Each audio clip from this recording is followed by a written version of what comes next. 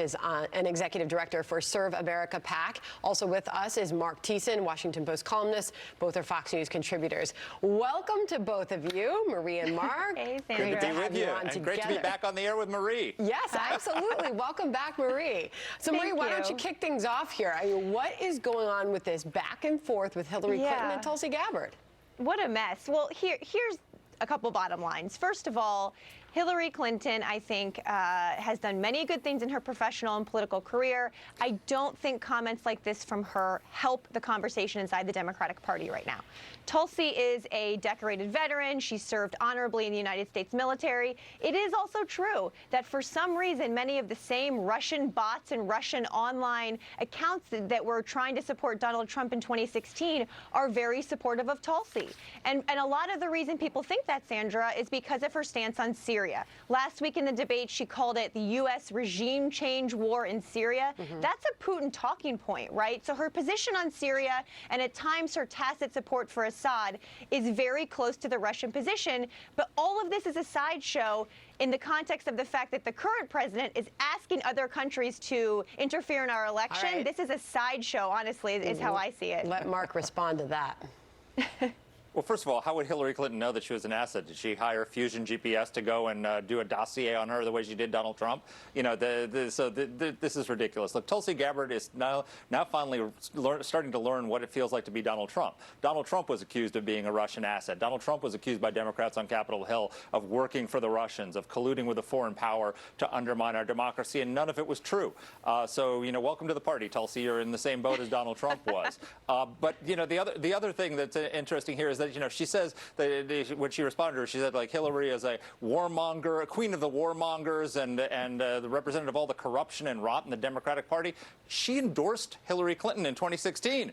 So she wanted the queen of the warmongers, the queen of corruption, to be president of the United States. So there's a little bit of hypocrisy going on here. Not to mention, it went so far as Hillary Clinton and tweeting this out. It's obviously her mocking President Trump's note to the Turkish president, Erdogan, with this fake JFK letter to Khrushchev. I mean, that is where this has gone this morning. We'll see where it goes throughout the week. But meanwhile, Marc Thiessen, I can tell you, Sandra, there's never going to be a letter, either fake or real, with the White House letterhead with Hillary Clinton as president of the United States on the bottom of it. Okay.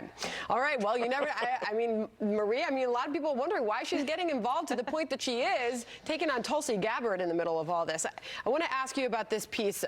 Going back to last week, Marc Thiessen, you did this piece, Warren the Frontrunner. That's great news for Republicans. Well, now she's set to unveil the exact details of her Medicare-for-all plan. Long-awaited, much anticipated details of that plan, because, Marie, we have seen her, and again last week, challenged by her 2020 opponents on the debate stage over how she's going to pay for this. Will taxes go up for the middle class? Will we learn that in this big reveal? That's right. And, you know, Elizabeth Warren has actually run a very good campaign. So the fact that she hasn't yet outlined more specifics about Medicare for all is something a lot of people are looking for. And you may not agree with the policy, but I do think that she needs to put out some specifics there. You know, voters can excuse a lot of policies that they don't agree with if a candidate makes them feel something, makes them believe in something. We saw that with conservatives and Donald Trump in 2016. And I think that's what you're seeing with Elizabeth Warren right now. People don't agree with her on many positions like Medicare for all, but she is running an inspiring campaign that is much better than many of her opponents. So that's why this conversation has been so interesting. It will be interesting to me, I think, to see how those details play out once she actually puts them out. I mean, that's a lot of money. $30 trillion at the low end of estimates, $34 trillion near the high end. I mean, how do you pay for it? Will we get that answer tonight, Marc? Well, the problem is it's not just that. She's got another $2 trillion for Social Security expansion, $3 trillion on climate change, $2 trillion for free college and college loan forgiveness, $1 trillion for free child care and housing. Her plans cost between $38 and $48 trillion. You cannot pay for that with a wealth tax. The only way to pay for that is with a massive tax increase on the middle class. But the bigger problem Elizabeth Warren has, quite frankly, is that her message is not going to resonate with the American people, because her message, the fundamental theme of her campaign, is that the economy is working for the very wealthy, but it's not working for ordinary Americans. Ordinary Americans disagree. There was a Marist poll this summer. They asked them, is the economy working for you? 2/3 of Americans said yes. Supermajorities of whites and non-whites, independents, independents. Every demographic group in the country is 60 to 70% say the economy is working for them. So class warfare doesn't work when 2/3 of the country thinks the economy is working great. But Mark, Donald Trump is still underwater, though, even against people like Elizabeth Warren when it's a head-to-head race in most of that polling. So, yes, people may feel like the economy on some levels is good, but the trade war has continued to, I think, erode his support among people in the Midwest and states he needs to win again. And for some reason, even though people don't love Medicare-for-all necessarily, she's still beating him in many polls. Final thoughts, it goes to Mark then.